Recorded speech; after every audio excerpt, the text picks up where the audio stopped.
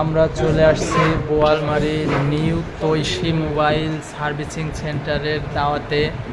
এখন আমরা খাওয়া দাওয়ার জন্য প্রস্তুতি নিচ্ছি, আমাদের খাবার রেডি হচ্ছে।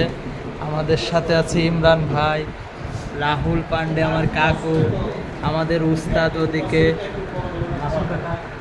আছে মাছুম ভাই, তৈশী মোবাইল সার্ভিসিং সেন্টারের ওনার।